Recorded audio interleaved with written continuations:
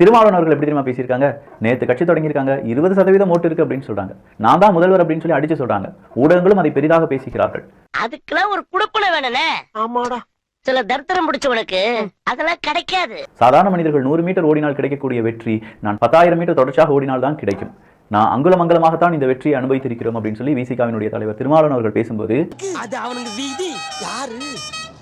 தமிழக வெற்றி கழகத்தை பார்த்து உங்களுக்கு என்ன பயம்? நீ தைரியமா சொல்லு, அதுக்குரிய தண்டனையை கொடுத்துருவான். இன்னைக்கு இதே கேள்வியை ரகுபதி அவர்களிடம் கேட்கிறார்கள். ரகுபதி அவர்கள் சொல்றாங்க, அதை பத்தி நாங்க பேச மாட்டோம், அவரெல்லாம் நாங்க ஒரு பொருட்டாவே பார்க்க மாட்டோம்பா அப்படின்னு சொல்லியிருக்காங்க. அப்புறம் ஏன்டா கண்ணு கலங்குது?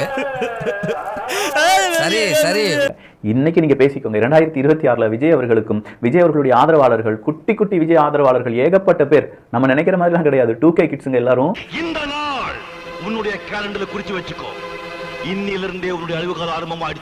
பயங்கரமான 2K கிட்ஸ். அவங்க எல்லாம் ஓட்டு போட வர போறாங்க அப்படின்னாலும், அதுவும் விஜய் அவர்களுக்காக களத்துல இறங்கி வேலை செய்ய போறாங்க அப்படின்னு சொல்லும் போது எப்படி இருக்கும்?